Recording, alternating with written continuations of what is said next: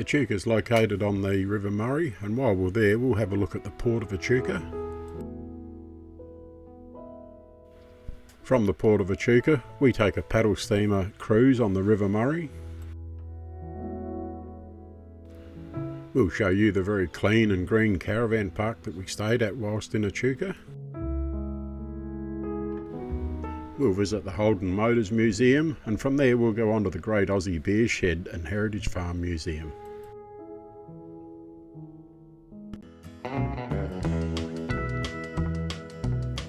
I'm Mick, and this is Sally. Together we've been caravanning Australia since the 1980s, and more recently we started to put the videos together just to show you some of what we see out there. There's a lot to see in Australia, and we hope you enjoy what we have here to show you. You can follow us on our trips via the following social media platforms. If you like the following video, please subscribe to our YouTube channel.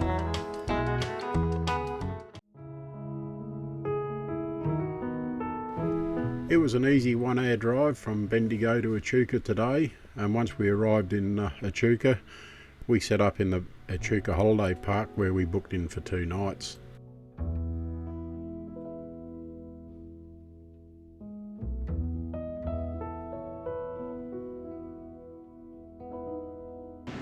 Yeah, g'day everyone. We'll kick this video off with the start here at Echuca. We left Bendigo this morning. It was foggy on the way up, not real good at all, but turned out to be quite a nice day here at Echuca. So we're here for 2 nights, and then we'll be going to Swan Hill after that. So we'll have a bit of a look around here and see what we can find.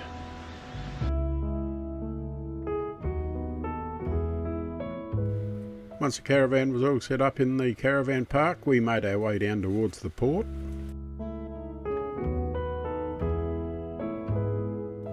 This wasn't our first time to Echuca, but from what we could remember, we never thought it was as big as what it was, but no, certainly a lot bigger than what we could recall.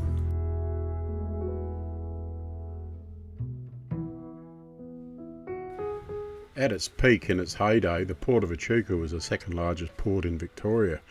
And if you read through the list as we scroll down here on the Echuca wharf, it gives you some of the history there. It's certainly worth a read. You can pause the video if it's getting along too quickly for you.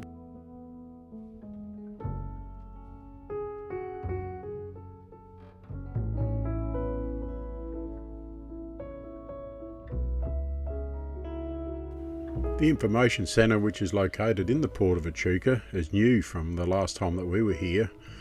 But we went in and we had a look, and it's got a very comprehensive history explanation, I suppose, and displays that tells you all about the port and how it worked in its day.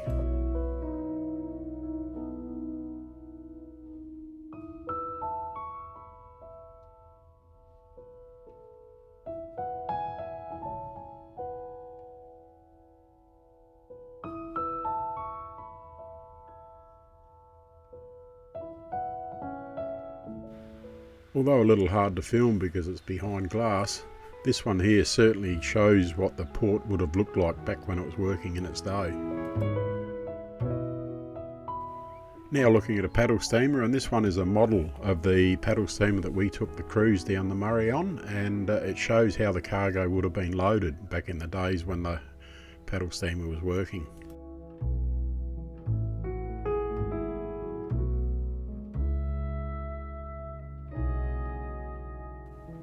St Anne's Winery, and that is a full-blown winery which has got all its wines and so on display here that you can taste and sample if you wish, and of course you can purchase whatever you enjoy during that tasting, and I can vouch now that they've certainly got a very nice muscat that they sell there. The Port of Echuca didn't appear very busy when we were here today, and we did ask someone later on, was the port area suffering from any decline in any way, COVID and the likes, but they said no, it's normally very busy, and come normal weekends and long weekends there's quite a huge crowd there, but very few people there today while we were there.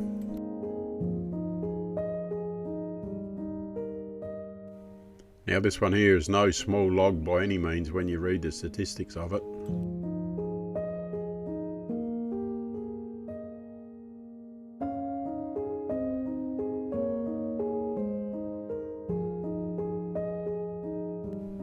As you head to the Port of Echuca wharf and you exit via the information centre, you see all these steam engines here, and that's a very big display of the engines that we used back in the heyday of the Port of Echuca.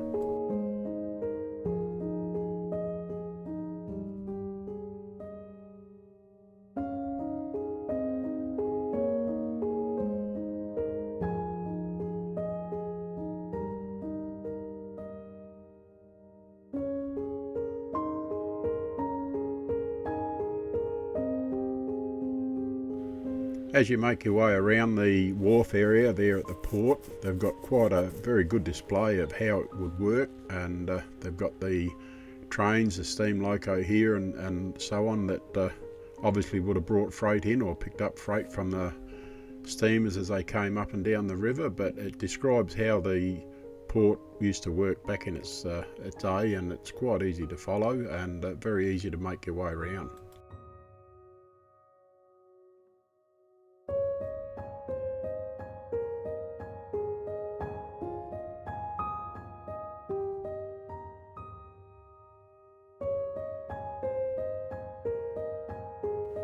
After looking around the display at the wharf area, we found a nice shady seat and waited there until our paddle steamer was ready to sail down the Murray.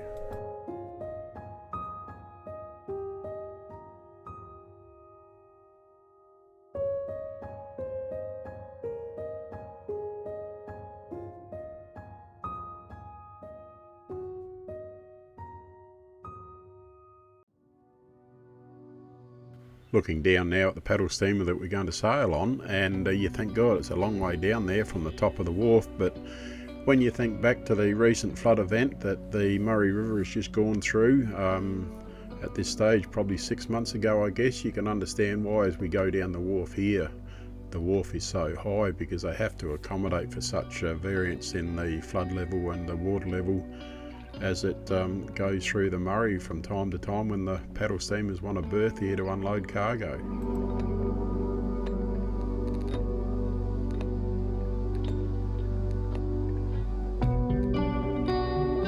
It was great on the paddle steamer to be able to walk around and have a look at the steam engine here as it was working, and at the moment it's not working because we haven't started to sail yet, but no, very exciting to see.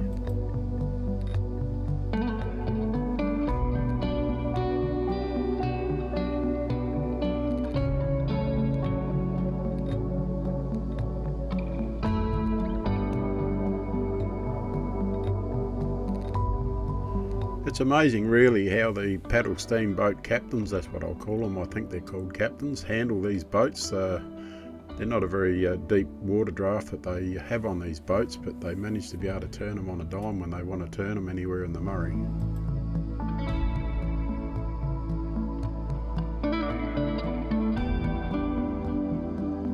As we commenced our cruise on the Murray, there was a number of paddle steamers that were berthed on the banks of the Murray.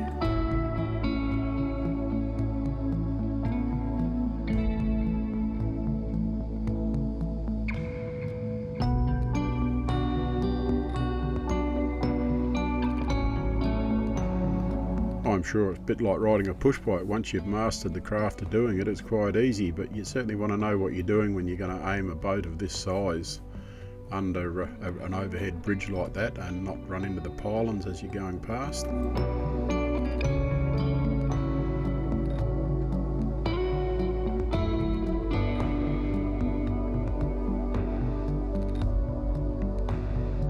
It was a beautiful day for cruising on the Murray, and out on the front of the boat where we were, they've got these bales which were situated, I guess, as they would have been back in the day when the paddle steamer was working. And if you didn't want to sit on bales like that, at the rear of the boat, they've got the undercover car seating here, and there you can buy refreshments and the likes as you sail.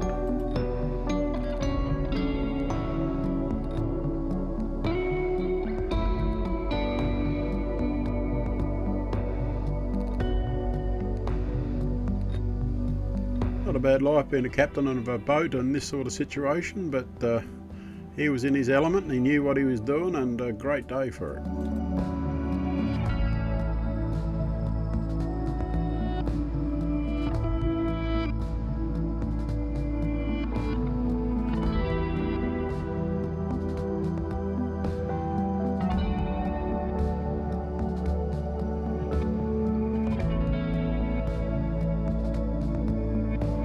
As we sailed down the Murray, it was great listening to the steam engine working away, and coming up now is the steam engine working.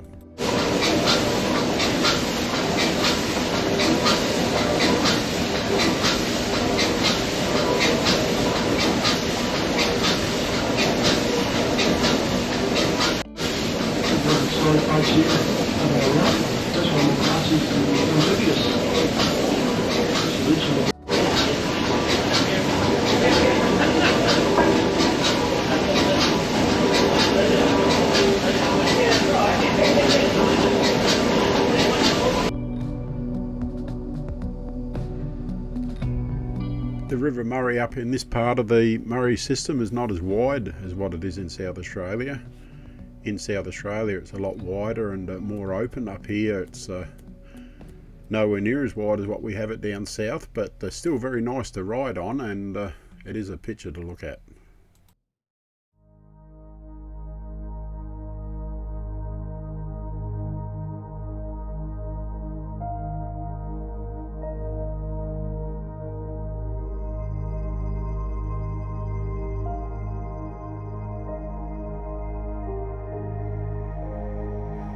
The cruise that we're on today lasted for approximately an hour, and we were sailing upstream initially, so we were going against the water flow, so it takes a lot longer to go upstream than what it does when you're coming back downstream and going with the current. But no, it's been a great day and blue skies and calm waters.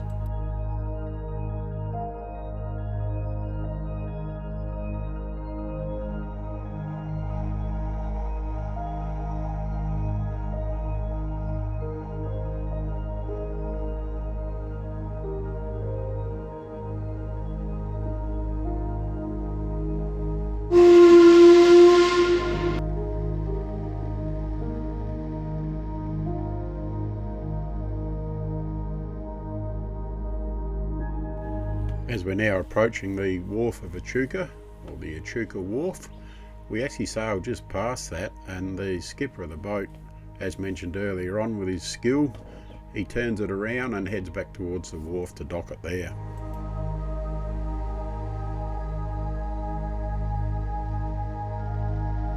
As the paddle steamer turns around here, it all but touches the bottom of the boat on the bank of the Murray here, but he doesn't get stuck at all and soon reverses back, and away he goes heading off towards the wharf.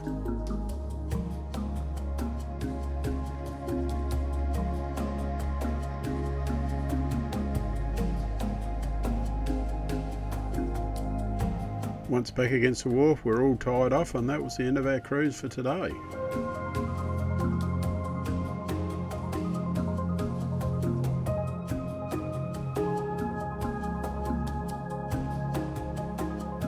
The 2 nights that we're stopping in Echuca, we set ourselves up here in the Echuca Holiday Park. Now it's a very large and green park, this one. There is some artificial grass on some sites, and there's a very big coverage of green lawn as well.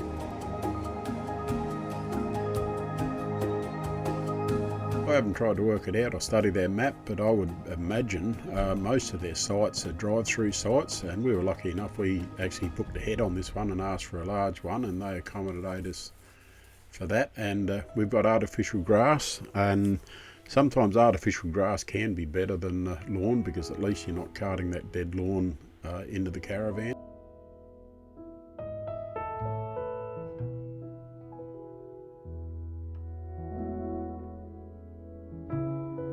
It was certainly a busy time of the year for the caravan park here. There were not too many vacant sites each night as we looked around the caravan park.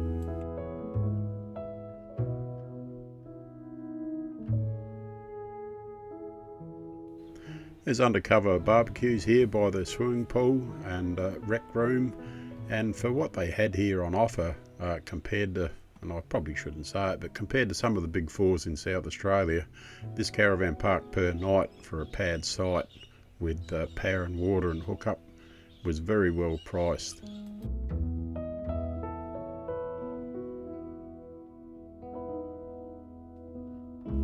This is the inside of that rec room, which is adjoining the swimming pool area.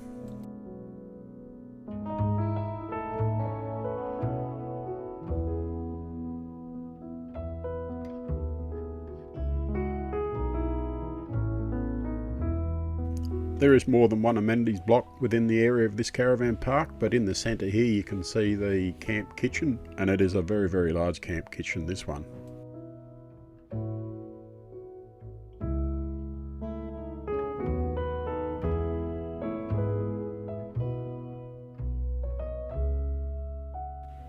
This camp kitchen would certainly be able to satisfy the needs of anyone that would want to go and use it, and once you've done your cooking inside, there is an undercover outside eating area as seen here.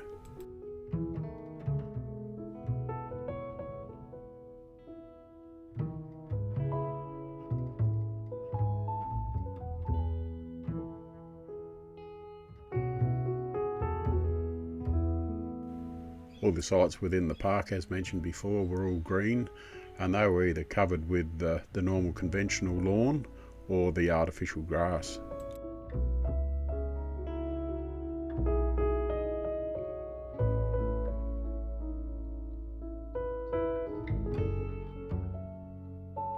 It's a well laid out caravan park. This one certainly has room to move. You're not packed in at all, and if there's one thing that you could criticise it for, and that's the new highway which is at the top of the screen now. There are a few trucks that come down that with their compression brakes going, but that didn't worry us during the night time, but early morning they seem to be there.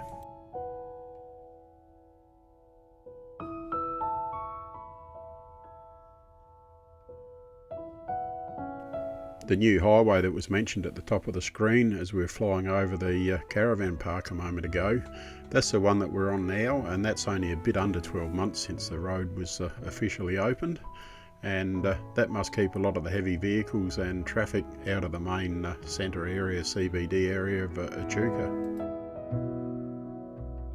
Once you cross over the Murray there, of course you're back into New South Wales, and here we are going back on the older bridge, which takes you back into Echuca and of course back into Victoria.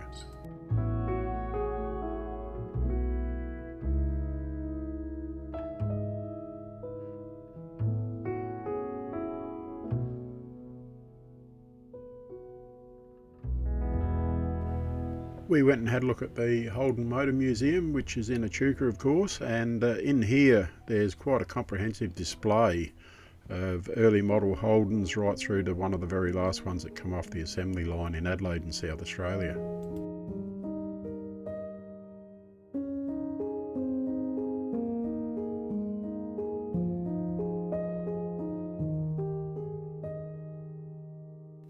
All these vehicles that are on display here are privately owned, and from time to time as things go by they rotate some of the vehicles that are on display here, so you can go there today and have a look at it, and what you see today may not necessarily be what you're going to fully see in 12 months time, so it does change all the time, which is very good.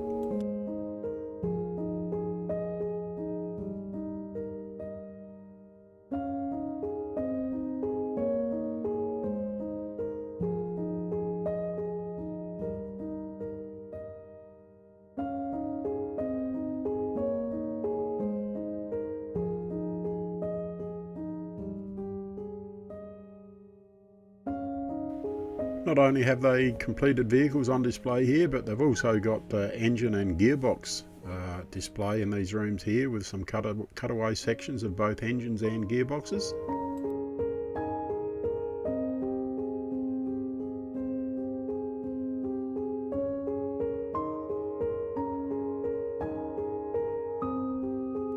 We're now looking at the very last Holden ute that came off the assembly line at Elizabeth in Adelaide in South Australia, and that came off the line in 2017.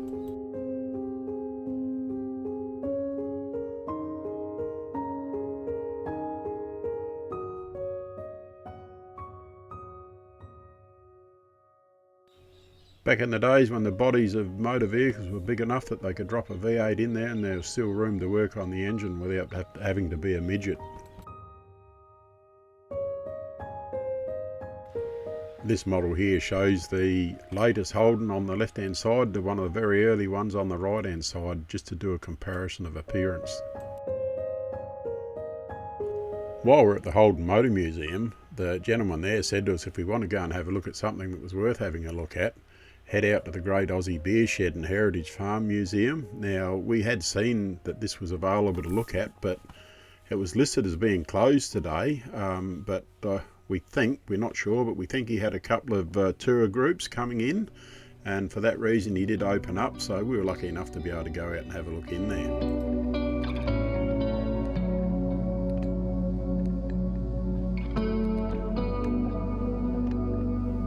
When we walked into the entrance, we could hear people talking, but we could find no one, and then Neil came out. He's the owner, and he invited us in to join the group that was in having the presentation given to them at that time. And I'll tell you what, this bloke could talk the socks off anything. He just had a passion for it, and I think a lot of that passion is what made his collection, even though it was so big, also so successful.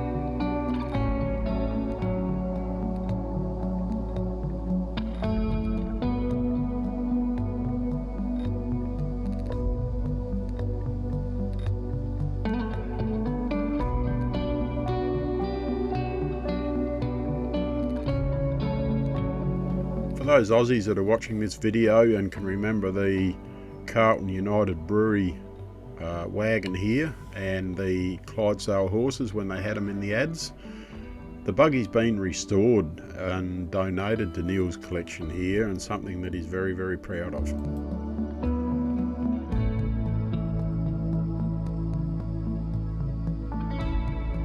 If there's something associated with beer, then more than likely you'll find it in Neil's collection here. No matter what you can think of, he's got it everywhere, including these Coca-Cola yo-yos.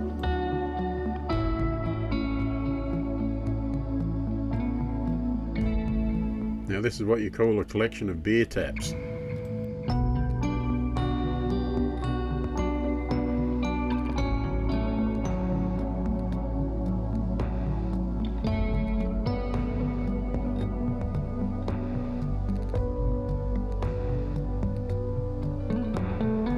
You can even find an assortment of old petrol Bowsers and the way they used to work back in the years gone by.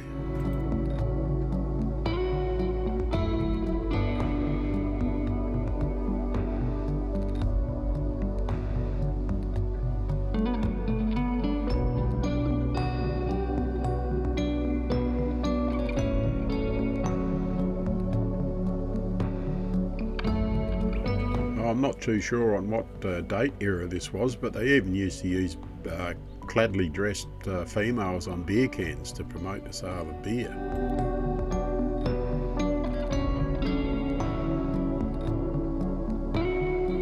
As well as a museum with all the beer displays and paraphernalia from associated with beer, there is a conference room here that can be used at any stage, and out the back he's got a large display of old farm machinery. As well as the old farm machinery display, he also has a old motorcar museum as well.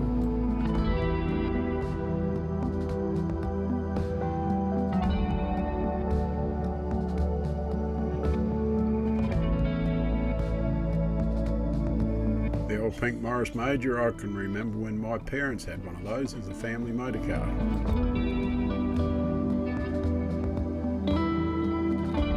The Trapper's Kitchen, I bet you there'd be a few tales that could be told about what would happen in a setup like that.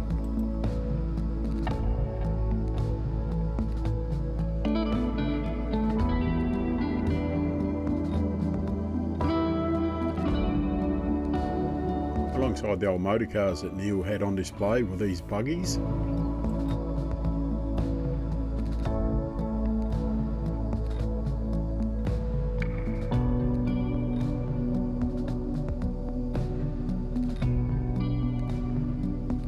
The history of these buggies was shown on a display board which was at the base of each buggy.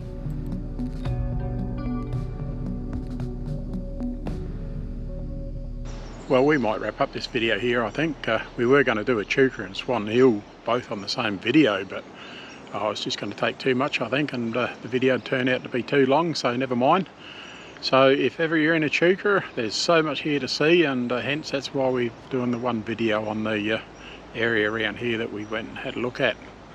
And Neil in that Aussie beer shed, he's a entertainer on his own right, that bloke. He was very easy to listen to. I could have done a whole video on him. So he's not open every day, so if you're in the area when he is open, he's certainly worth going to have a look. So this is our last day here, and on to Swan Hill tomorrow, so we'll kick off another video, or the next video will be at Swan Hill. So until then, you take care and look after yourself. If you like the video that you just watched, give us a thumbs up, and if you want to see more of our videos, click on the subscribe button, and once you've done that, change the bell notification to all. That way every time that we do uploads to our YouTube channel, you'll be notified.